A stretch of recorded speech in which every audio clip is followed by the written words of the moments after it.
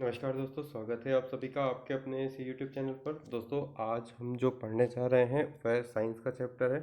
और इस साइंस के चैप्टर में आज हम जो है उस पूरे चैप्टर के साइंस के क्वेश्चंस को हम देखेंगे। और ये जो वन लाइनर क्वेश्चंस रहेंगे वो सभी आपको आवश्यक एग्जामिनेशन के लिए ज़रूरी रूप से पढ़ने पड़ेंगे, और इनसे ही आपके जो क्वेश्चंस हैं वो सॉल्व होंगे। तो आप बने रहिए हमारे साथ, हमारे चैनल के साथ। हमारे चैनल को सब्सक्राइब करिए, ज़्यादा से ज़्यादा शेयर करिए। दोस्तों, आप सभी लोगों से एक निवेदन है कि हमारे चैनल को शेयर अवश्य करिएगा, क्योंकि ये उन सभी लोगों के लिए आवश्यक है जिनको पढ़ने की आवश्यकता है और जो जॉब के लिए प्रिपरेशन कर रहे हैं। तो चलिए शुरू करते हैं। हमारा आज का जो चैप्टर है वो मुख्य रूप से किस पर बेस्ड है? साइंस पर। तो आज हम स्टार्ट करते हैं। पहला जो क्वेश्चन है वो भारत के प्रमुख अनुसंधान संस्थाएं हैं। तो चलिए शुरू करते हैं। चिकित्सा विज्ञान संबंधी संस्थाओं के बारे में हम पढ़ रहे हैं। नेशनल इंस्टीट्यूट ऑफ मेडिसिन, तो सभी लोग जानते हैं नेशनल इंस्टीट्यूट ऑफ मेडिसिन जो है वो लखनऊ में स्थित है। कहाँ पर है? नेशनल इंस्टीट्यूट ऑफ मेडिसिन जो है वो कहाँ पर स्थित है? लखनऊ में। दूसरा आता है नेशनल इंस्टीट्यूट ऑफ होम्योपैथी। तो नेशनल इंस्टीट्यूट ऑफ मेडिसिन हमने लखनऊ बताया। नेशनल इंस्टीट्यूट ऑफ होम्योपैथी जो है वो कहाँ पर है? कोलकाता। ठीक है, मेडिसिन लखनऊ में होगी, कोलकाता में होम्योपैथी इंस्टीट्यूट हो गया। तो national institute of medicine Lucknow, national institute of homeopathy Kolkata. Institute of medical science, institute of medical science कहाँ पर है? Chandigarh. Institute of medical science कहाँ पर है? चंडीगढ़। ट्यूबरकुलोसिस रिसर्च सेंटर जो है वो कहाँ पर है? चेन्नई में। नेशनल ब्रेन रिसर्च सेंटर जो है वो कहाँ पर है? गुड़गांव में। मलेरिया रिसर्च सेंटर दिल्ली में है। Indian council of medical research ये नई दिल्ली में है। All India institute of medical sciences, all India institute of medical sciences नई दिल्ली में है।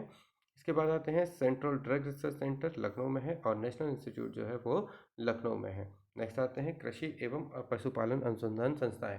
तो गन्ना रिसर्च सेंटर यानी गन्ना प्रजनन केंद्र जो है वो है कोयम्बटूर, जो कि तमिलनाडु में है। केंद्रीय चावल अनुसंधान CRRI जो है कटक जो है उड़ीसा में है। ठीक है, ये उड़ीसा में है, उड़ीसा। नेक्स्ट है केंद्रीय शुष्क क्षेत्र अनुसंधान संस्थान। केंद्रीय शुष्क क्षेत्र अनुसंधान संस्थान जो है वो जोधपुर राजस्थान में है। नेक्स्ट रहता है नेशनल डेयरी रिसर्च इंस्टीट्यूट, वो है NDRI करनाल हरियाणा में है। केंद्रीय वनस्पति अनुसंधान संस्थान जो लखनऊ में है। Birbal Sahni institute of palaeobotany, तो Birbal Sahni institute of palaeobotany जो है वो लखनऊ में है। भारतीय कृषि अनुसंधान संस्थान IARC वो नई दिल्ली में है। भारतीय कृषि अनुसंधान संस्थान IARI नई दिल्ली में है। Indian institute of horticulture research Bangalore में है। इंडियन लाख रिसर्च सेंटर जो है रांची झारखंड में है। और सेंट्रल टोबैको रिसर्च इंस्टीट्यूट जो है वो राजमुंदरी में है। एक चीज़ याद रखिएगा, टोबैको में जो यानी टोबैको यानी कि जिससे तम्बाकू बोलते हैं, और तम्बाकू जिसका जो कड़वापन है वो उसके निकोटिन के कारण होता है ना। तो ये हम आगे देखेंगे, निकोटिन के कारण उसका जो कड़वाहट है वो टोबैको में उसके कारण आती है। नेक्स्ट आगे बढ़ते हैं अपन। अंतरिक्ष अनुसंधान संस्थान। अंतरिक्ष अनुसंधान संस्थानों में सबसे पहले आते हैं SAC यानी कि space application centre. Space application centre Ahmedabad जो कि गुजरात में है। Centre for advance technology CAT Indore में है। INSAT master research organisation ISRO, तो मास्टर रिसर्च ऑर्गेनाइजेशन जो है वो है थुम्बार केरल में। सतीश धवन अंतरिक्ष केंद्र जो है श्रीहरिकोटा आंध्र प्रदेश में है। Indian remote sensing institute Dehradun में है।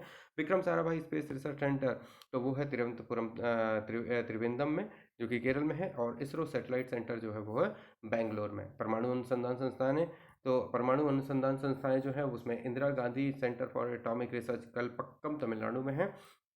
रेडियो इम्यूनो ऐसे सेंटर, तो रेडियो इम्यूनो ऐसे सेंटर जो है वो डिब्रूगढ़ असम में है। भाभा अनुसंधान केंद्र पार्क जो है वो ट्राम्बे मुंबई में है। फिजिकल रिसर्च लेबोरेटरीज जो है वो है आपके अहमदाबाद में। Saha institute of nuclear physics Kolkata में है। इसके अलावा अन्य अनुसंधान संस्थाएं हैं, उनके बारे में जानें। National environment engineering research institute जो है वो नागपुर में है। National environment engineering research institute Nagpur में है। Indian institute of petroleum Dehradun में है। वन अनुसंधान संस्थान देहरादून में है। नेशनल केमिकल लेबोरेटरी पुणे में है। नेशनल केमिकल लेबोरेटरी पुणे में है। सेंट्रल मैरीन रिसर्च सेंटर जो है वो चेन्नई में है। Central building research institute Roorkee में है। Centre for cellular and molecular biology Hyderabad. Veterinary research institute इज्जत नगर में है। आगे बढ़ते हैं अपन। अब कुछ जो टर्म्स हैं उनके बारे में जानें। विज्ञान की प्रमुख शाखाएं और उनके अध्ययन। न्यूमिस्मेटिक जो है वो सिक्कों का अध्ययन कहलाता है। एकोस्टिक्स वो ध्वनि विज्ञान है। एंटेमोलॉजी वो कीट पतंग विज्ञान है। ऑर्थोनोलॉजी वो पक्षी विज्ञान है। सेरिकल्चर रेशम उत्पादन। एपीकल्चर मधुमक्खी पालन। हॉर्टिकल्चर पुष्प और फलों के अध्ययन होता है। बायोलॉजी कवक का अध्ययन। एंथ्रोपोलॉजी मानव विकास का अध्ययन। एस्ट्रोनॉमी खगोल पिंड का अध्ययन। बैक्टीरियोलॉजी जीवाणुओं का अध्ययन। क्रोमेटोलॉजी फूलों का रंग का अध्ययन। क्रोमोग्राफी नक्शा बनाने की कला। टर्मेटोलॉजी त्वचा रोग से संबंधित है अध्ययन। डर्मेटोलॉजी त्वचा रोगों का अध्ययन। इथोलॉजी जो है जीवों का प्रजातीय गुण। और ऑनिरोलॉजी सपनों का अध्ययन। जेनेटिक्स वंशानुगत गुण का अध्ययन जेनेटिक्स कहलाता है। कॉस्मोलॉजी समस्त ब्रह्मांड का अध्ययन। नेफ्रोलॉजी गुर्दा का अध्ययन। न्यूरोलॉजी मस्तिष्क रोग का अध्ययन। पोमोलॉजी फलों का अध्ययन। वायरोलॉजी वायरस का अध्ययन। पिसिकल्चर मछली पालन की कला। बायोलॉजी पेशियों का अध्ययन। गायनोलॉजी स्त्री रोग विज्ञान। कार्डियोलॉजी हृदय रोगों का अध्ययन।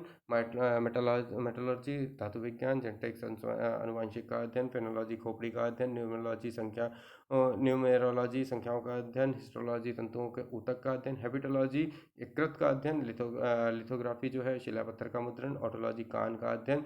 न्यूमेटिक्स गैसों का अध्ययन। फोटोलॉजी प्रकाश का अध्ययन।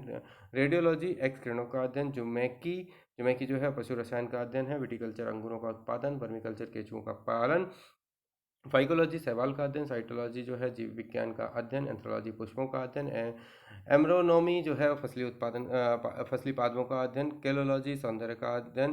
कॉस्मोलॉजी जो है समस्त ब्रह्मांड का अध्ययन। और सेमेटिक्स शब्दों तथा वाक्यों का अध्ययन। और प्रेडोलॉजी जो है मृदा का अध्ययन। नेक्स्ट आगे बढ़ते हैं अपन एक टेस्ट पेपर देख लेते हैं। टेस्ट पेपर के बारे में आप आंसर लगाते जाइएगा। आपको अगर पता हो तो उसमें मुझे आप जो है बताइएगा कमेंट बॉक्स में आंसर देके। तो सबसे पहले अपन आते हैं Vikram Sarabhai space research centre. अभी हमने आपको पढ़ के बताया था। तो Vikram Sarabhai space research centre जो है वो कहाँ पर है? Space research centre Vikram Sarabhai research centre जो है वो है आपका तिरुवनंतपुरम में। तो सबसे पहले आपका जो आंसर होगा विक्रम साराभाई स्पेस सेंटर जो है वो कहाँ पर है? तिरुवनंतपुरम में है। उसके बाद कवकों का अध्ययन जो कहलाता है, अभी हमने बताया कवकों का अध्ययन जो है वो कैसे क्या कहलाता है आपका? माइकोलॉजी कवकों का अध्ययन कहलाता है। सिक्कों का जो अध्ययन है, सिक्कों का अध्ययन आपका कहलाएगा न्यूमिस्मैटिक जो है वो सिक्कों का अध्ययन कहलाएगा।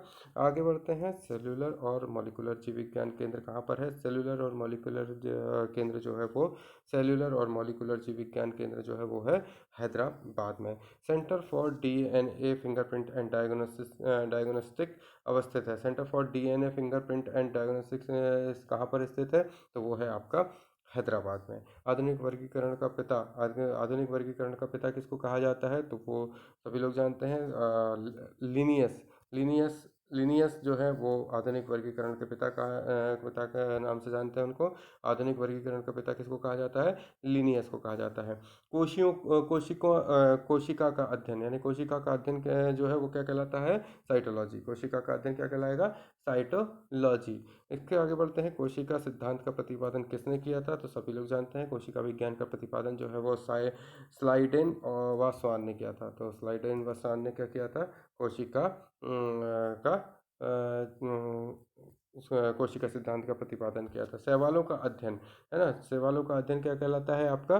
फाइकोलॉजी। शैवालों का अध्ययन आप कैसे क्या कह सकते हैं? फाइकोलॉजी। नेशनल केमिकल लेबोरेटरी कहाँ पर स्थित है? तो नेशनल केमिकल लेबोरेटरी जो है वो है आपकी पुणे में स्थित है। कहाँ पर स्थित है? पुणे में स्थित है। मलेरिया रिसर्च सेंटर अभी हमने पढ़ाया था आपको। मलेरिया रिसर्च सेंटर कहाँ पर स्थित है? मलेरिया रिसर्च सेंटर दिल्ली में स्थित है। नेक्स्ट आते हैं अंगूरों का उत्पादन जो है वो क्या कहलाता है? अभी आंसर दीजिए। अंगूरों का उत्पादन जो है वो कहलाता है विटीकल्चर। क्या कहलाता है? विटीकल्चर। अंगूरों का उत्पादन क्या कहलाता है? विटीकल्चर।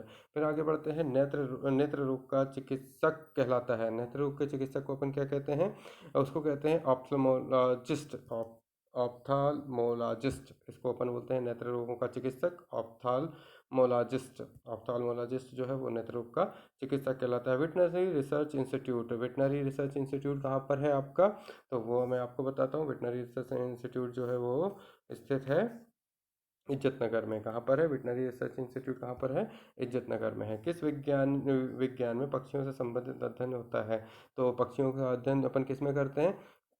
तो ऑर्थिनोलॉजी में। प्लाज्मा अनुसंधान केंद्र जो है वो कहाँ पर है, गांधीनगर में है। प्लाज्मा अनुसंधान केंद्र गांधीनगर में है।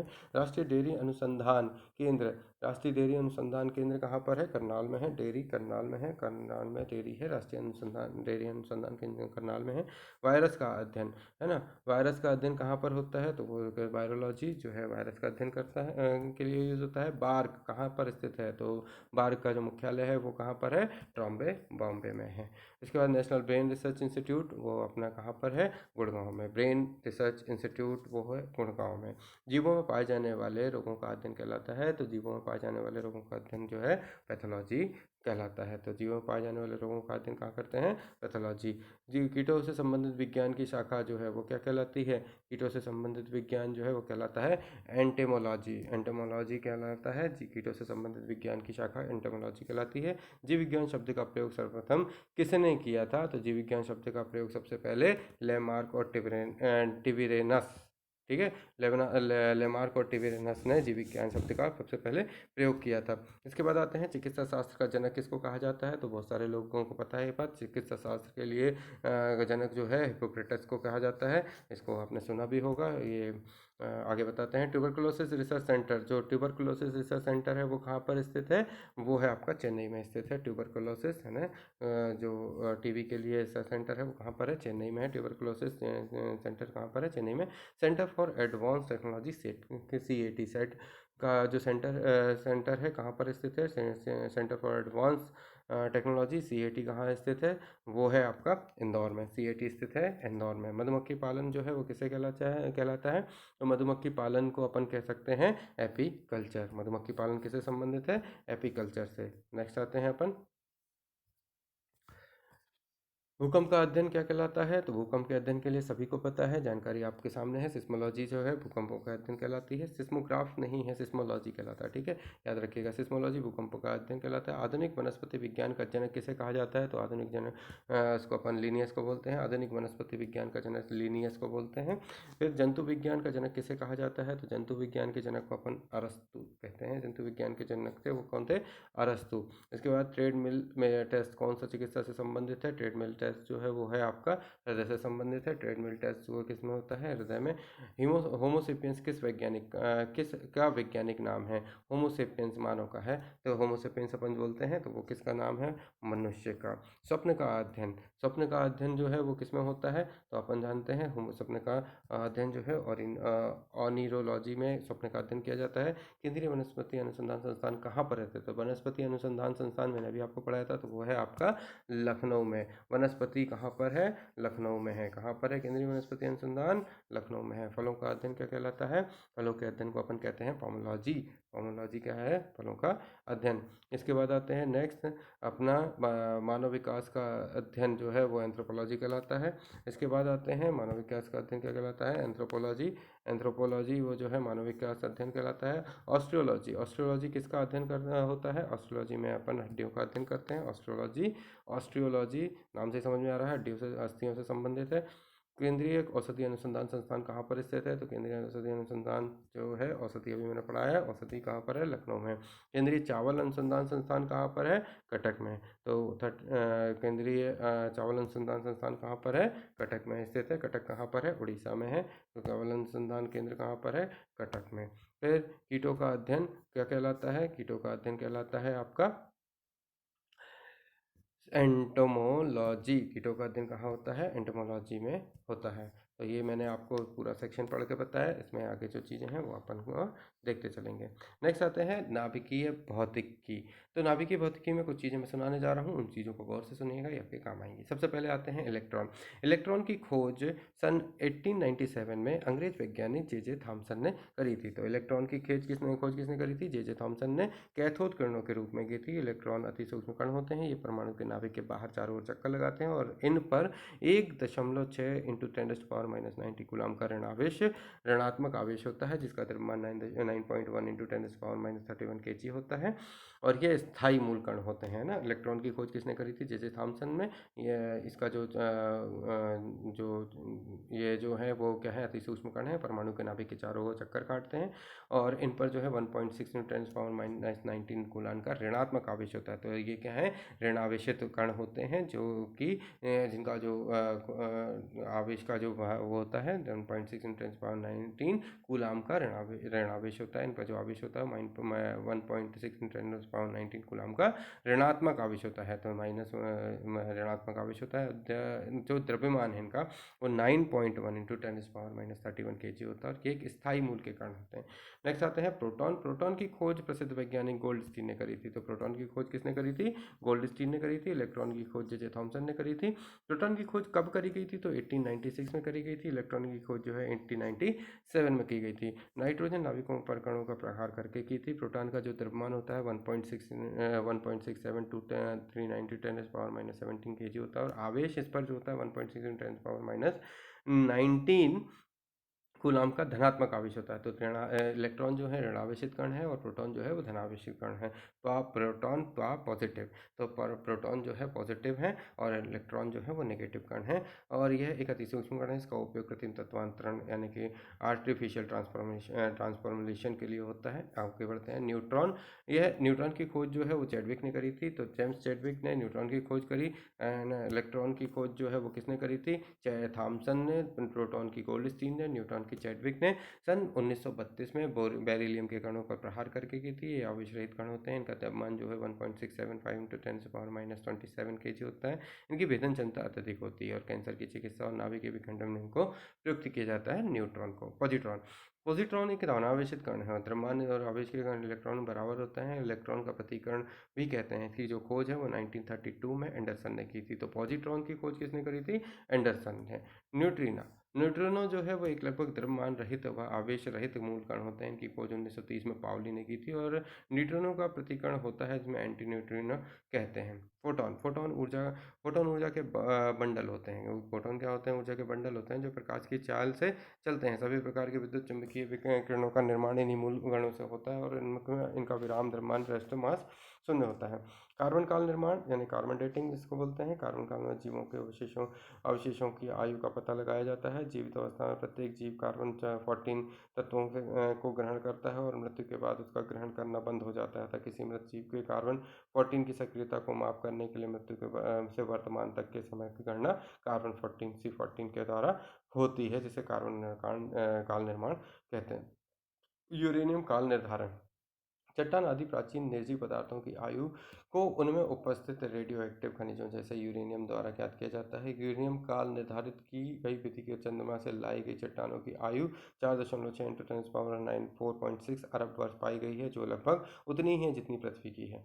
नाभिकीय रिएक्टर यह एक ऐसी युक्ति है जिसमें यूरेनियम 235 का नियंत्रित विखंडन कराया जाता है। प्रथम नाभिकीय रिएक्टर वैज्ञानिक एनरिको फर्मी ने निर्देशन में अमेरिका के शिकागो विद्यालय में सन 1942 में बनाया गया था। नाभिकीय रिएक्टर में विखंडन की श्रृंखला अभिक्रिया को नियंत्रित करने के लिए कैडमियम और बोरान की लंबी छड़ों का उपयोग किया गया था।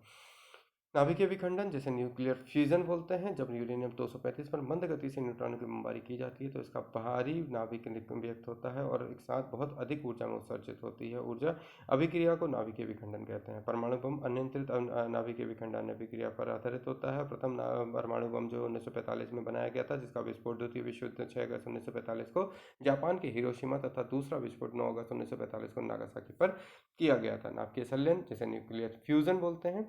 जब दो या दो से अधिक नाभिक संयुक्त रूप से ऐसी बाहरी नाभिक बनाते हैं तो अत्यधिक ऊर्जा विमुक्त होती है और अभिक्रिया को नाभिकीय संलयन कहते हैं। सूर्य के से प्राप्त प्रकाश के और ऊष्मा ऊर्जा का मुख्य स्रोत नाभिकीय संलयन है। हाइड्रोजन बम नाभिकीय संलयन अभिक्रिया पर आधारित होता है। प्रथम हाइड्रोजन बम जो है 1952 में बनाया गया था। आइए आगे बढ़ते हैं, कुछ चीज़ें सुनाते हैं आपको, कुछ आविष्कार और उनके आविष्कारकर्ता। क्वांटम सिद्धांत जो है मैक्स प्लैंक क्वांटम सिद्धांत का आविष्कारक, जो क्वांटम सिद्धांत है उसका आविष्कार किया था मैक्स प्लैंक ने। कैलकुलेटर बी पास्कल आविष्कारक। मैं आविष्कार और आविष्कारक के बारे में बता रहा हूँ। कैलकुलेटर जो है बी पास्कल ने आविष्कार किया। क्लोरोफॉर्म जेम्स हैरिसन ने किया। टेलीग्राम मार्कोनी ने। Television J.L. Baird.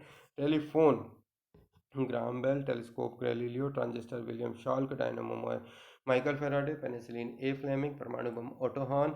Radio activity Henri Becquerel. Radium madam Curie. Radio Marconi. रक्त वाहन William Harvey.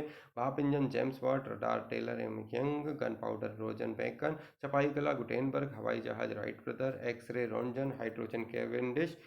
Electron J.J. Thomson. Proton gold steam Goldstein, neutron Chadwick, नाभिक रदरफोर्ड, परमाणु संख्या मोस्ले, परमाणु सिद्धांत डाल्टन, बैरोमीटर टोरिसेली, आवर्त का नियम मैंडलीव, डायनामाइट अल्फ्रेड नोबेल, सापेक्षता सिद्धांत आइंस्टीन, माइक्रोस्कोप जॉनसन, रक्त परिवर्तन लैंडस्टीनर, इंसुलिन बैटिंग, पोलियो का टीका जॉन ई साल्क, बेतार का तार मार्कोनी, जेट इंजन फ्रैंक हीटर, radar Albert Taylor, printing press John Gutenberg, microscope जेट Johnson, pressure cooker Denis Papin, cosmic किरणें Victor Hess, telescope Hans Lippershey, और AC motor Nikola Tesla, AC motor जो है वो निकोला टेस्ला, और chronometer जो है जॉन हैरिसन। तो ये जो कुछ इंपॉर्टेंट थे उनको मैंने आपको सुनाया।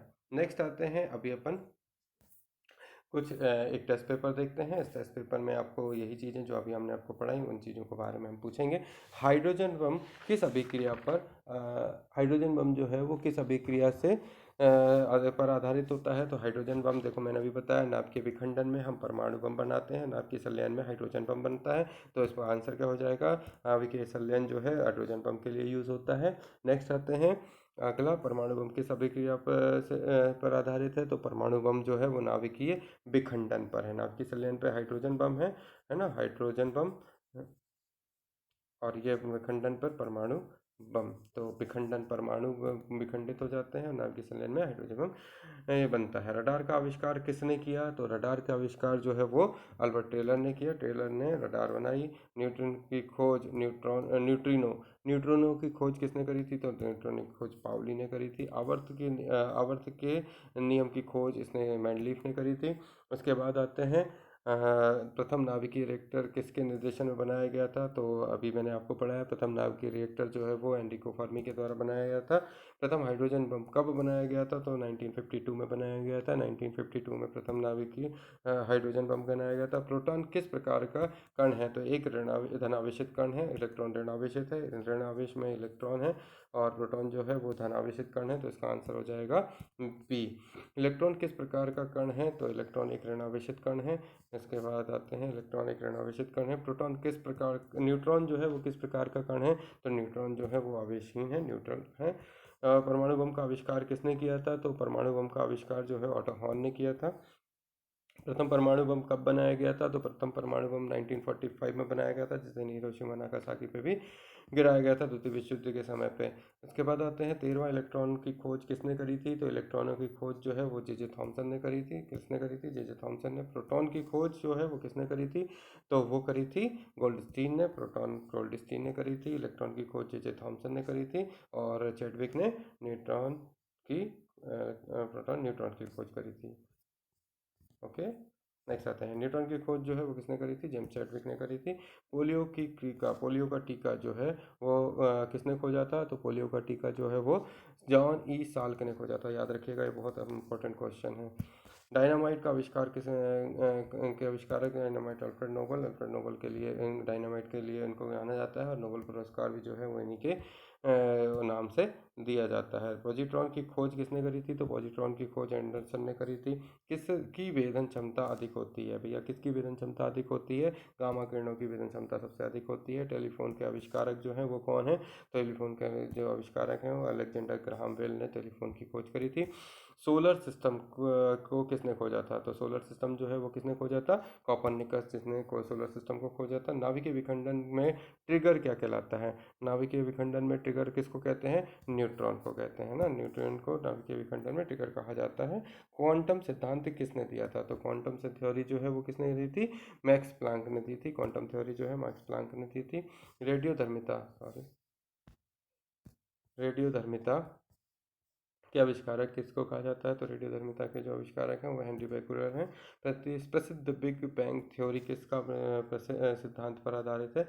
तो प्रसिद्ध जो बिग बैंग थ्योरी है वो डॉपलर प्रभाव पर आधारित है। इनमें से कौन सा सूक्ष्म तत्व है? तो इनमें से सूक्ष्म तत्व जो है वो सभी जानते हैं, हाइड्रोजन है। भारत के प्रथम परमाणु रिएक्टर किस नाम से जाना जाता है? तो परमाणु रिएक्टर जो है वो अप्सरा के नाम से, पहला परमाणु रिएक्टर उसको अपन अप्सरा के नाम से जानते हैं। इलेक्ट्रॉन के आविष्कार निर्धारण किसने किया था? तो इसका जो आंसर है वो हो जाएगा आपका मिलिकॉन। उसके बाद आते हैं परमाणु में अवस्थित सबसे हल्का कण। परमाणु में अवस्थित सबसे हल्का कण कौन सा होता है? तो वो होता है इलेक्ट्रॉन, है ना। इलेक्ट्रॉन जो है ऋणावेशित होते हैं, सबसे हल्के होते हैं। लकड़ी की आयु ज्ञात करने में सहायक होते हैं C14। अपन लकड़ी की आयु को कैसे जान सकते हैं? ये C14 की मदद से जान सकते हैं। लकड़ी की आयु C14। पॉजिट्रॉन किसका प्रतिकण है? एंटी पार्टिकल जो है वो किसके हैं? पॉजिट्रॉन वो इलेक्ट्रॉन का है। इलेक्ट्रॉन का पार्टिकल पॉजिट्रॉन है, एंटी पार्टिकल। पृथ्वी की आयु का आकलन किया जाता है। पृथ्वी की आयु का आकलन कहीं अपन कार्बन डेटिंग से द्वारा ही कर सकते हैं या यूरेनियम डेटिंग। तो पृथ्वी की जो आयु का आकलन जो है यूरेनियम डेटिंग से किया जाता है। उसके बाद आते हैं गामा किरणों की खोज किसने करी थी? तो गामा किरणों की खोज जो है वो पॉल बिलार्ड ने करी थी। जीवाणुओं की आयु का निदान, तो गामा किरणों की खोज किसने करी थी? पॉल बिलार्ड ने करी थी। जीवाश्म की आयु का निर्धारण किसके द्वारा होता है? तो जीवाश्म की आयु का निर्धारण जो है वो रेडियो कार्बन डेटिंग के द्वारा होता है। पोलोनियम की खोज किसने करी? तो पोलोनियम की खोज जो है वो मैरी क्यूरी ने करी थी। पोलोनियम की खोज जो है वो किसने करी थी? मैरी क्यूरी ने थी। आखिरी गैसों की खोज करने का श्रेय किसको प्राप्त है? तो आखिरी गैस खोजने का जो है रैमजे को है। उसके बाद आते हैं डायनामाइट बनाने में किस गैस का प्रयोग किया जाता है? तो वो है नाइट्रोग्लिसरीन। नाइट्रोग्लिसरीन का प्रयोग डायनामाइट बनाने में किया जाता है। हाइड्रोजन बम किसने विकसित किया था? तो हाइड्रोजन बम जो है वो किसने किया था? हाइड्रोजन बम सैमुअल कोहेन ने। हाइड्रोजन बम जो है सैमुअल कोहेन ने किया था। परमाणु बम का विकास किसने किया? तो परमाणु बम का विकास जो है वो किसने किया था? जे रॉबर्ट ओपनहीमर ने किया था। परमाणु बम का विकास किसने किया था? जे रॉबर्ट ओपनहीमर ने किया था। ओके, तो ये कुछ क्वेश्चन थे जो मैंने अभी आपको बताया। इन सभी का क्वेश्चन को लगाना आपके लिए आवश्यक है, इसलिए मैंने इनको कराया। आगे बढ़ते हैं अपन इनके प्रमुख उपकरण और ऊर्जा का रूपांतरण। तो ये सभी आवश्यक हैं। प्रमुख उपकरणों के नाम है ना, प्रमुख उपकरणों के नाम, ऊर्जा का रूपांतरण, तो इनको अपन देखते हैं। चलिए, प्रमुख उपकरण जो है उसमें अपन देखिएगा ऊर्जा का रूपांतरण। तो विद्युत बल्ब में विद्युत ऊर्जा प्रकाशीय ऊर्जा में बदल जाती है। विद्युत हीटर विद्युत ऊर्जा ऊष्मा ऊर्जा में बदल जाती है। लाउड स्पीकर ध्वनि ऊर्जा में बदल जाती है विद्युत ऊर्जा। विद्युत मोटर विद्युत ऊर्जा यांत्रिक ऊर्जा में बदल जाती है। डायनामीटर यांत्रिक ऊर्जा को विद्युत ऊर्जा में बदल देता है। मोमबत्ती रासायनिक ऊर्जा को प्रकाश और ऊष्मा ऊर्जा में बदलती है। माइक्रोफोन ध्वनि ऊर्जा को विद्युत ऊर्जा में रूपांतरित करते हैं। सोलर सौर ऊर्जा को विद्युत ऊर्जा में बदलते हैं। विद्युत सेल रासायनिक ऊर्जा को विद्युत ऊर्जा में बदलते हैं। और सितार जो है यांत्रिक ऊर्जा को ध्वनि ऊर्जा में परिवर्तित करता है। नेक्स्ट आते हैं अवतल दर्पण से बने प्रतिबिंब की स्थिति, प्रकृति और उसका आकार कैसा होता है। चलिए, पहले नंबर पर वस्तु की स्थिति और प्रतिबिंब की आकृति। अगर वस्तु की स्थिति अनंत पर है तो प्रतिबिंब जो है फोकस पर वास्तविक वस्तु से बहुत छोटा बनेगा। अवतल लेंस की बात कर रहे हैं। अवतल लेंस पर अगर अनंत पर वस्तु रखी है तो वो फोकस पर वास्तविक और वस्तु से छोटा बनेगा। कैसा बनेगा? फोकस पर वास्तविक वस्तु से बहुत छोटा बनेगा। इसके बाद आते हैं वक्रता केंद्र तथा अनंत के बीच अगर रखी हो तो फोकस के वक्रता केंद्र यानी वक्रता केंद्र और अनंत के बीच रखी हो तो वक्रता केंद्र तथा फोकस के बीच वास्तविक उल्टा तथा वस्तु से छोटा बनेगा। वक्रता केंद्र पर अगर रखा हो तो वो क्या होगा? वक्रता केंद्र पर वास्तविक उल्टा तथा वस्तु के बराबर होगा। वक्रता केंद्र तथा फोकस के बीच रखा हो तो वक्रता केंद्र तथा अनंत के बीच होगा। वक्रता केंद्र तथा अनंत के बीच वास्तविक उल्टा तथा वस्तु से बड़ा होगा। फोकस पर अगर रख देंगे तो अनंत पर वस्तु उल्टा तथा वस्तु से बड़ा होगा। फोकस तथा ध्रुव के बीच में अगर रखें तो दर्पण के पीछे काल्पनिक सीधा तथा वास्तु से बड़ा होगा। तो ये क्वेश्चन पूछा जाता है, इसलिए मैंने आपको बताया। इसके बाद आते हैं उत्तल दर्पण से बने प्रतिबिंब की स्थिति, प्रकृति तथा उसका आकार। जब वस्तु अनंत पर रखी होगी तो वह फोकस पर काल्पनिक सीधा तथा वस्तु से छोटा होगा। ध्रुव पर रखी होगी तो दर्पण के पीछे ध्रुव व फोकस के बीच काल्पनिक बनेगा। और अनंत के बीच रखा हो तो वस्तु से सीधा तथा वस्तु से छोटा बनेगा। उत्तल लेंस से बने प्रतिबिंब की स्थिति, प्रकृति तथा आधार। ठीक है, जब अनंत पर रखी हो वस्तु, उत्तल लेंस में जब अनंत पर रखी तो दूसरी ओर फोकस पर वास्तविक उल्टा तथा वस्तु से छोटा।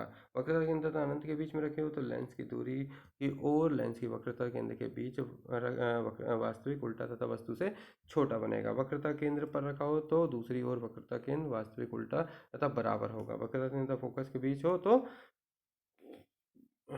लेंस की दूरी और अनंत वक्रता केंद्र के बीच तथा वास्तविक उल्टा तथा वस्तु से बड़ा। फोकस पर रखी हो तो वस्तु की ओर, अनंत पर वास्तविक उल्टा तथा वस्तु से बड़ा। फोकस तथा लेंस के बीच रखी हो तो वस्तु की ओर काल्पनिक सीधा तथा वस्तु से बड़ा। तो इनको एक बार तो आपको रिवाइज करिएगा, 2 से 3 बार सुनिएगा, समझ में आया तो कमेंट करिएगा। नेक्स्ट आते हैं प्रमुख उत्प्रेरक तथा उनके उपयोग। हमारे चैनल को सब्सक्राइब अवश्य करिए, चैनल को शेयर जरूर करिएगा। हम ये चीज़ें लगातार आपके सामने लेकर आ रहे हैं और आप सभी लोगों के साथ हमारा जुड़े होने पर हम आप सभी का धन्यवाद देते हैं। साथ ही NCERT क्लासेस में इन सभी चीज़ें आपको समय समय पर मिलती रहेंगी, जिनके लिए आपको जो कॉम्पिटिटिव एग्जाम में तैयारी करने में मदद मिलती रहेगी। आगे बढ़ते हैं। प्रमुख उत्प्रेरक तथा उनके प्रयोग। उत्प्रेरक के नाम तथा उनके उपयोग। लौह चूर्ण का उपयोग अमोनिया गैस बनाने में हैबर विधि में होता है। प्लेटिनम चूर्ण जो है सल्फ्यूरिक अम्ल बनाने में संपर्क विधि है। निकेल वनस्पति तेलों से कृत्रिम घी बनाने में यूज होता है। क्यूप्रिक क्लोराइड क्लोरीन गैस बनाने की डिकॉन विधि है। गर्म एल्यूमिना एल्कोहल से ईथर बनाने की विधि है। तो इसमें जनरली पूछे जाने वाला जो क्वेश्चन है वो लौह चूर्ण जो है उसका उपयोग अमोनिया गैस बनाने में हैबर विधि में यूज होता है। इसके अलावा गर्म एल्यूमिना जो है एल्कोहल से ईथर बनाने में होता है। निकेल का वनस्पति तेलों को कृत्रिम घी बनाने में होता है। प्लेटिनम चूर्ण जो है वो सल्फ्यूरिक अम्ल बनाने में होता है। और क्यूप्रिक क्लोराइड जो है क्लोरीन गैस बनाने की डेकॉन विधि है। आगे बढ़ते हैं अपन। प्रमुख उपकरण तथा उनके कार्य, चलिए शुरू करते हैं। अल्टीमीटर ऊंचाई मापने में। बैरोमीटर वायुमंडलीय दाब नापने में। कार्डियोग्राफी हृदय की गति जांचने में। हाइड्रोमीटर द्रव के अपेक्षित घनत्व। मैनोमीटर गैसों का दाब की माप। रेन गेज वर्षा का मापक। रिक्टर स्केल भूकंप की तीव्रता। इलेक्ट्रोमीटर दूध की शुद्धता। पेडोमीटर समुद्र की गहराई। एनीमोमीटर हवा की शक्ति तथा गति की माप। हाइग्रोमीटर वायुमंडल की आर्द्रता तथा माप। सिस्मोग्राफी भूकंप मापी यंत्र से सिक्सटेंट आकाशीय पिंडों की कोणीय माप। मीटर विद्युत धारा की माप। ओडोमीटर पहियों द्वारा की गई दूरी। कॉस्मोग्राफी पौधों की वृद्धि की माप। क्रेस्कोग्राफ जो है वो पौधों की वृद्धि की माप है। गैल्वेनोमीटर विद्युत धारा की प्रबलता की माप। इसमें स्पिग्मोमीटर जो है रक्तदाब का मापक। पायरोमीटर उच्च ताप मापक। हाइड्रोफोन पानी में ध्वनि की माप। टेकोमीटर वायुयान तथा मोटर वाहनों की गति का मापन। थर्मोस्टेट ताप नियंत्रण करने में। गायरोस्कोप घूमती हुई वस्तु की गति मापने में। स्टेथोस्कोप हृदय और फेफड़े की गति सुनने में। डायलिसिस गुर्दे खराब होने की अवस्था में रक्त शोधन में। रेडिएटर वाहन के इंजन को ठंडा रखने में। जाइलोफोन ध्वनि उत्पादन में। पिपेट द्रव की निश्चित मात्रा मापने में। पेसमेकर हृदय स्पंदन में। क्रोमोमीटर जलयान तथा जलयानों पर समय का सही पता लगाने में। साइट्रोटन जो है कृत्रिम मौसम का निर्माण करने में। पाइकोमीटर दूर की वस्तु का ताप मापने में। स्ट्रेबोस्कोप आवर्तित गति कर रही वस्तुओं का वेग मापने में। डिक्टाफोन बातचीत रिकॉर्ड करने तथा पुनः सुनने के लिए डिक्टाफोन का यूज किया जाता है। एल्यूमिनेटर जो है वो विद्युत ऊर्जा संग्रह करने में। कंप्यूटेटर विद्युत धारा की दिशा बदलने में। ऑडोमीटर गाड़ी द्वारा तय की गई दूरी अभिलेखित करने के लिए। कंप्यूरेटर इंजन में पेट्रोल की में वायु की निश्चित भाग मिलाने में। ग्रेविमीटर जल में उपस्थित तेल क्षेत्रों का पता लगाने के लिए यूज होता है। नेक्स्ट आते हैं अपन। नेक्स्ट जो टेस्ट है उसको एक बार लगा के देखते हैं तो आप सभी लोगों को ये बात समझ में आएगी कि ये कितना आपसे बना। उत्तल दर्पण द्वारा बना प्रतिबिंब। देखिए उत्तल दर्पण में जो है वो उल्टा बनेगा। तो यहाँ पे दो दिख रहे हैं, यहाँ पे एक बी और एक डी। तो ऑप्शन आपको यहाँ पे याद रखिएगा। उत्तल दर्पण द्वारा प्रतिबिंब जो होता है वो काल्पनिक तथा सीधा होता है ना। तो यहाँ पे अपना जो ए और सी में से आंसर निकालना है आपको। सॉरी मैंने ये बोला है ना। उत्तल दर्पण द्वारा बना प्रतिबिंब जो है वो कैसा होता है, वो होता है आपका काल्पनिक तथा सीधा होता है। ठीक है। गोलीय दर्पण की फोकस दूरी उसकी वक्रता त्रिज्या की क्या होती है। गोलीय दर्पण की फोकस दूरी उसकी वक्रता त्रिज्या की आधी होती है। गोलीय दर्पण की फोकस दूरी वक्रता त्रिज्या की आधी होती है। हजामत बनाने के लिए किस दर्पण का प्रयोग किया जाता है। तो हजामत बनाने के लिए अपन जो है अवतल दर्पण का उपयोग करते हैं। हजामत बनाने के लिए अवतल दर्पण का यूज होता है। द्रव की अपेक्षित घनत्व मापा जाता है। द्रव का अपेक्षित घनत्व कहाँ से मापते हैं। तो द्रव का अपेक्षित घनत्व जो है वो ये रहा हाइड्रोमीटर से नापते हैं। इसके बाद आते हैं दूध की शुद्धता जो है वो इलेक्ट्रोमीटर से होती है। मोटर गाड़ी के चालकों के सामने लगा रहता है। तो मोटर गाड़ी के चालक के सामने लगा जो रहता है वो कौन सा शीशा रहता है। तो वो रहता है आपका उत्तल दर्पण। फोटोग्राफिक कैमरे की अभिदृश्य होता है। फोटोग्राफी अभिदृश्य क्या होता है। उत्तल लेंस। फोटोग्राफिक कैमरे में अभिदृश्यक होता है उत्तल लेंस। पानी में हवा का बुलबुला किस तरह कार्य करता है। उत्तल लेंस की तरह कार्य करता है। वायुमंडल की आर्द्रता मापी जाती है। बैरोमीटर। आर्द्रता जो है गलत, बैरोमीटर नहीं है, हाइग्रोमीटर से मापी जाती है। नौवें का आंसर जो होगा वो आपका याद रखिएगा, ये नहीं है, ए इसका आंसर है। हाइग्रोमीटर से आर्द्रता नापी जाती है।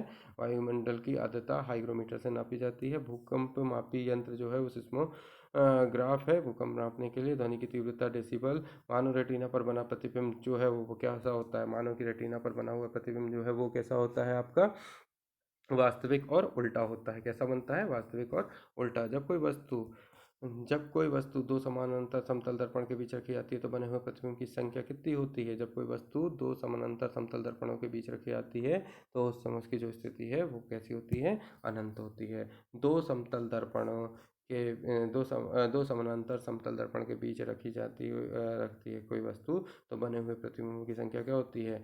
अनंत होती है। ओके, 13। उसके बाद आते हैं नेक्स्ट 14 क्वेश्चन। हृदय की गति सुनने के लिए किस यंत्र का प्रयोग किया जाता है? तो आप सभी को पता है, हम स्टेथोस्कोप लगाते हैं हृदय की गति सुनने के लिए।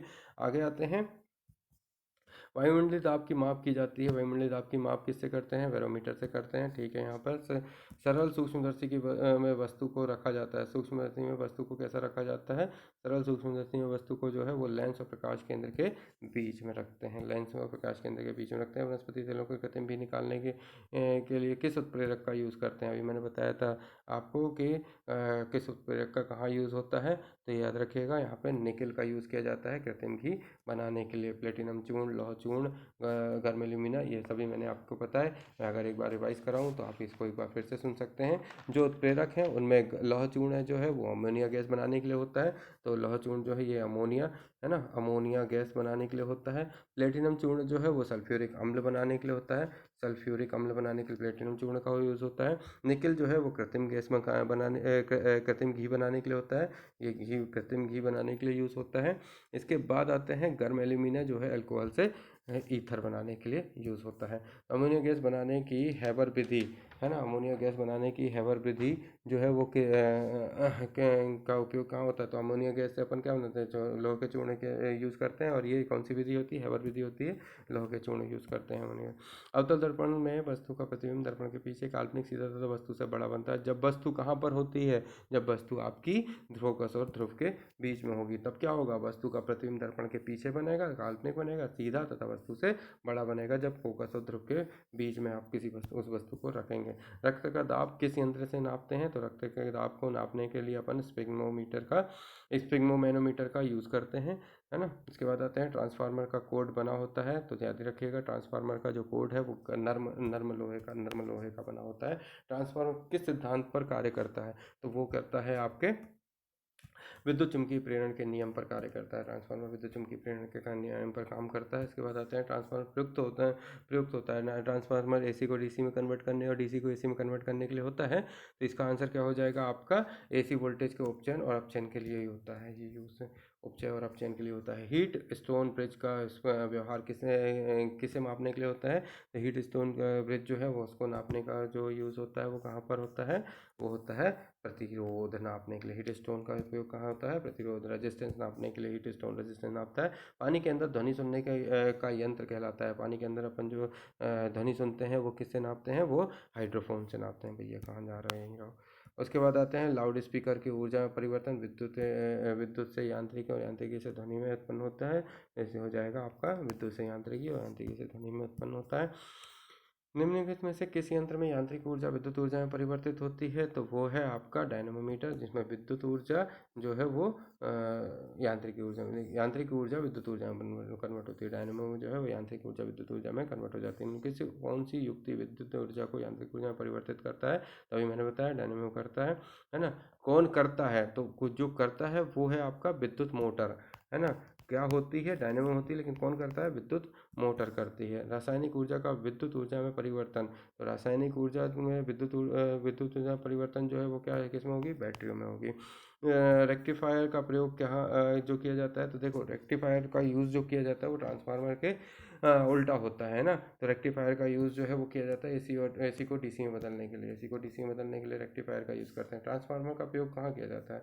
तो ट्रांसफार्मर का उपयोग एसी और डीसी दोनों में किया जा सकता है क्या? या एसी में किया जा सकता है या डीसी में किया जा सकता है? तो इसका आंसर हो जाएगा कि ये सिर्फ एसी में किया जाता है। टेलीफोन लाइन में प्रवाहित कौन सी ऊर्जा होती है? तो टेलीफोन लाइनों में जो है विद्युत ऊर्जा होती है। शुष्क सेल किस तरह की ऊर्जा निहित होती है? तो शुष्क सेलों में जो है वो रासायनिक ऊर्जा निहित होती है। कौन सा यंत्र उच्च एसी वोल्टेज को निम्न एसी वोल्टेज में या निम्न एसी वोल्टेज को उच्च एसी वोल्टेज में कन्वर्ट करता है? तो वो आपका कौन सा आंसर हो जाएगा? ट्रांसफार्मर। ओके।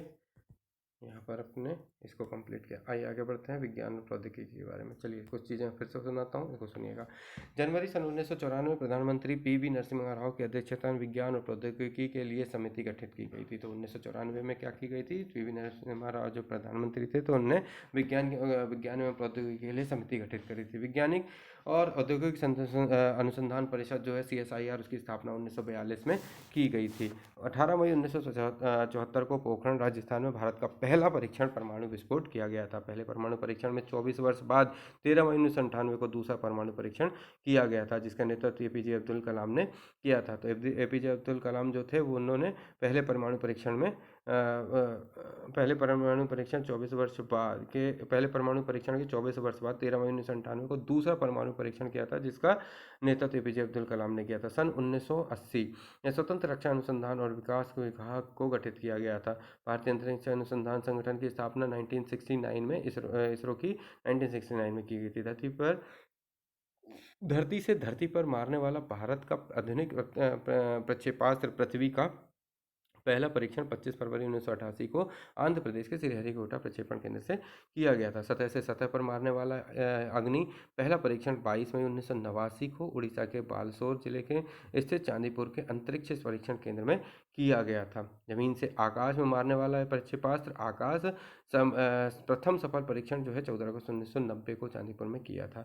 धरती से हवा में मारने वाला प्रक्षेपास्त्र सूल का पहला सफलतम परीक्षण जो है 5 जून 1989 को उड़ीसा के चांदीपुर में किया था। टैंक भेदी प्रक्षेपास्त्र नाग का सफल परीक्षण चांदीपुर के 24 नवंबर 1990 को किया गया था। भारत के युद्ध टैंक अर्जुन का सफल परीक्षण 15 जून 1999 को किया गया था। 7 अगस्त 1996 को भारतीय सेना में शामिल किया गया। भारतीय राष्ट्रीय अंतरिक्ष अनुसंधान समिति का गठन 1962 में किया गया था। भारत में पृथ्वी प्रक्षेपास्त्र की तुलना रूस के स्कड प्रक्षेपास्त्र की जाती है।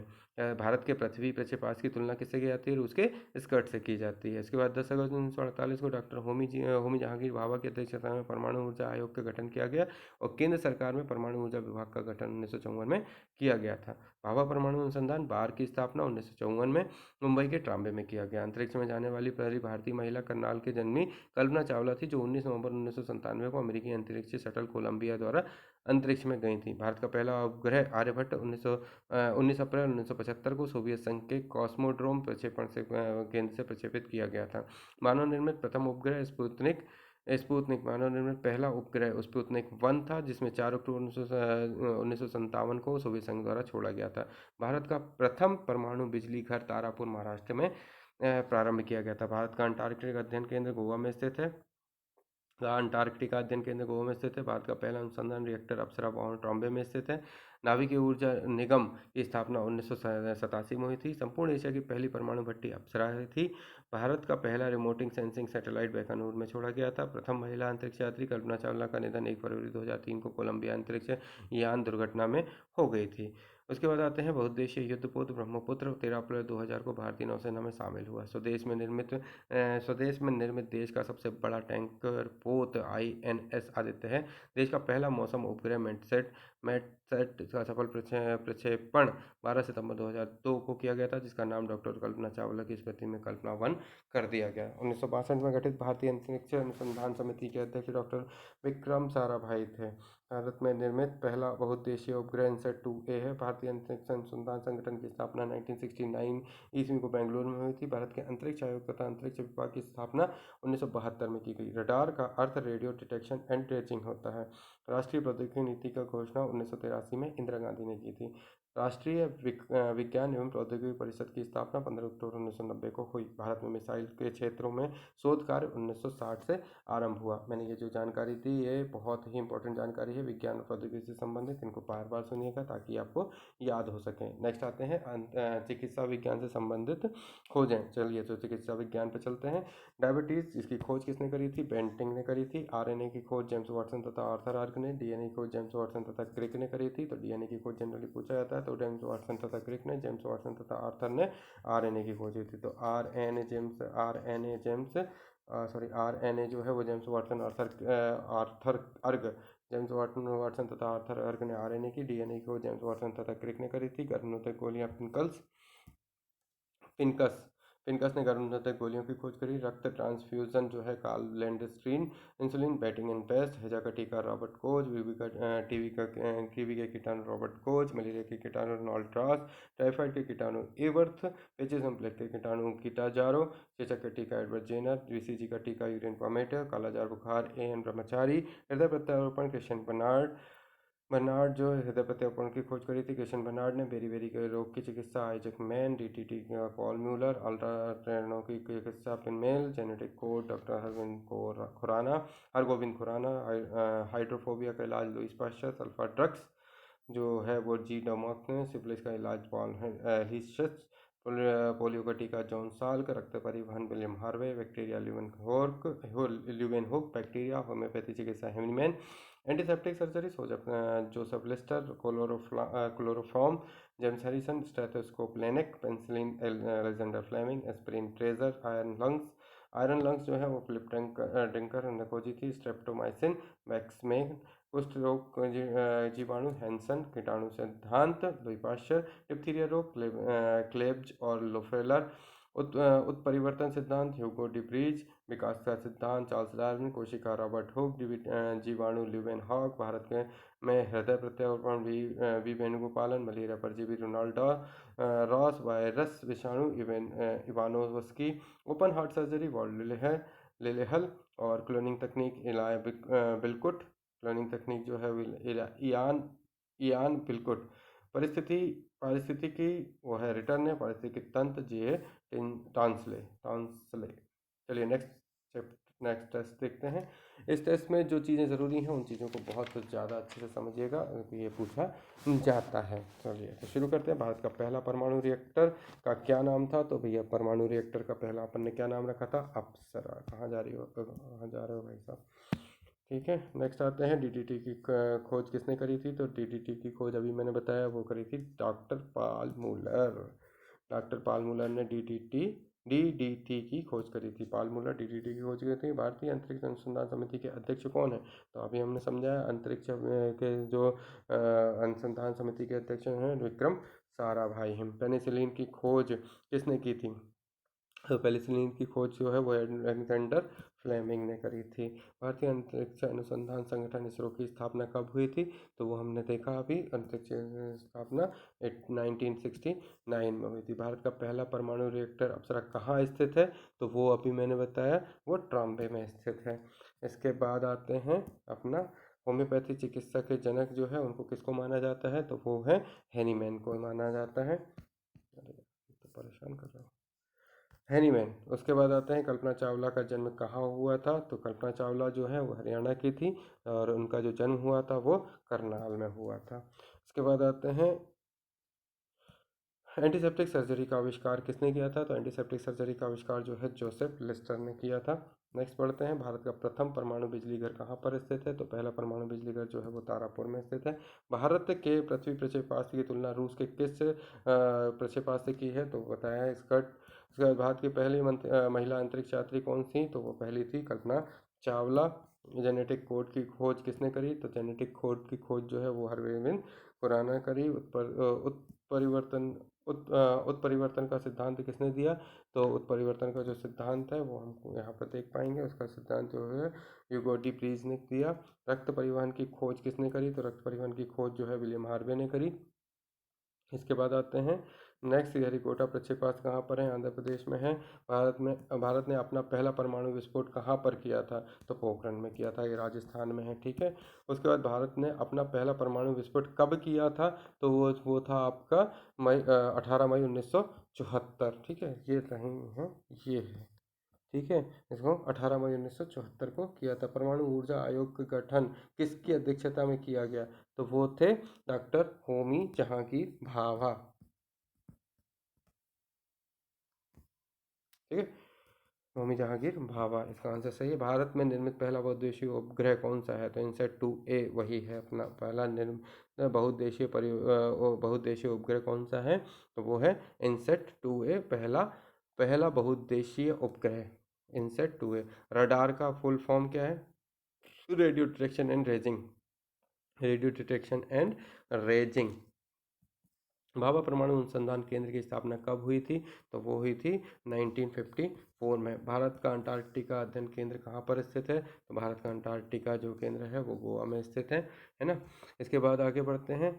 मलेरिया के कीटाणु की खोज किसने करी थी? तो मलेरिया के कीटाणुओं की जो खोज है वो करी थी रोनाल्ड रॉस ने। डीएनए की खोज किसने करी थी? तो डीएनए की खोज वाटसन क्रिक ने करी थी। और उसके बाद जो आरएनए की खोज किसने करी थी? तो वो भी मैंने आपको बताया था। इसको एक बार आप फिर से देखिएगा और मुझे बताइएगा मैसेज करके। इंसुलिन की खोज किसने करी? तो इंसुलिन की खोज जो है वो करी आपके बैटिंग एंड बेस ने करी थी, है ना। बैटिंग एंड बेस ने करी थी। ये राउंड है, ये है इसका answer A. Batting and base ने करी थी। इसके बाद आते हैं जमीन से आकाश को मारने वाला प्रक्षेपास्त्र आकाश का सफल परीक्षण जो है, जमीन से आकाश में मारने वाला जो प्रक्षेपास्त्र आकाश का सफल परीक्षण कब किया गया था? वो था 1990 में किया गया था। महिला अंतरिक्ष यात्री कल्पना चावला का निधन कब हुआ था? 2003 में हुआ था, ठीक है। नेक्स्ट आते हैं राष्ट्रीय विज्ञान एवं प्रौद्योगिकी परिषद की स्थापना कब हुई थी? तो वो हुई थी 15 अक्टूबर 1990 को हुई थी। देखिए आगे बढ़ते हैं। विकासवाद का सिद्धांत जो है वो डार्विन ने दिया था। आगे बढ़ो। हैजा के टीका की खोज किसने करी थी? तो हैजे के टीके की खोज जो है वो रॉबर्ट कोच ने करी थी, ठीक है। तो रॉबर्ट कोच ने हैजे के टीके की खोज करी थी। जीवाणु की खोज जो है वो किसने करी थी? ल्यूवेनहॉक ने करी थी। जीवाणुओं की खोज किसने करी थी? तो वो ल्यूवेनहॉक ने करी थी। नेक्स्ट आते हैं भारतीय नाविकीय ऊर्जा निगम की स्थापना कब हुई? तो भारतीय नाविकीय ऊर्जा निगम की स्थापना जो है वो हुई आपकी 1987 में हुई। हृदय प्रत्यारोपण की खोज किसने करी? तो हृदय प्रत्यारोपण की खोज जो है क्रिश्चियन बर्नार्ड ने करी थी। भारत में दूसरा परमाणु विस्फोट कब किया गया? तो वो किया गया था 13 मई 1998 को। मानव निर्मित प्रथम उपग्रह कहाँ है? तो वो है मानव निर्मित प्रथम उपग्रह, भैया अभी पता पड़ा। मानव निर्मित प्रथम उपग्रह जो है वो स्पुतनिक 1 है। कौन सा है? स्पुतनिक 1 है। रेबीज के टीके की खोज किसने करी थी? तो वो करी थी लुईस पाश्चर ने रेबीज के टीके की खोज करी थी। तो ये अपना यहाँ तक आके 5 जो वो हैं टेस्ट पूरे हो गए हैं, ठीक है। 5 टेस्ट पूरे हो गए हैं और अपना तो यहाँ पर आके मैंने 5 टेस्ट पूरे करे हैं। नेक्स्ट जो टेस्ट रहेगा उसमें हम और आगे बताएंगे, जिसमें हम रासायनिक पदार्थों के बारे में पढ़ेंगे, यानी कि केमिस्ट्रियल पोर्शन जो रहेगा वो हमारा शुरू होगा। मेरे जो फिजिक्स से जुड़ा हुआ पोर्शन था वो अभी हमने कंप्लीट कर लिया है। तो दोस्तों ऐसी ही जानकारी के साथ हम लगातार आपके साथ बने रहेंगे। अच्छी बातें अच्छी जानकारी के साथ एनसीईआरटी का हम लगातार जारी रहेगा। अभी जो चैप्टर चल रहा है उसमें हमने जो साइंस का चैप्टर उठाया और साइंस के चैप्टर में जो इंपॉर्टेंट फैक्ट थे उनको देखकर उन पर कुछ टेस्ट लगाए। तो इन चीज़ों के साथ जुड़े रहिएगा और निवेदन करते हैं कि आप हमारे चैनल को सब्सक्राइब अवश्य करिएगा, चैनल को शेयर जरूर करिएगा, ताकि हम आपके साथ बने रहें और हमारा जो चैनल है वो आपके साथ आगे बढ़ सके। थैंक यू वेरी मच दोस्तों। जय हिंद, जय भारत।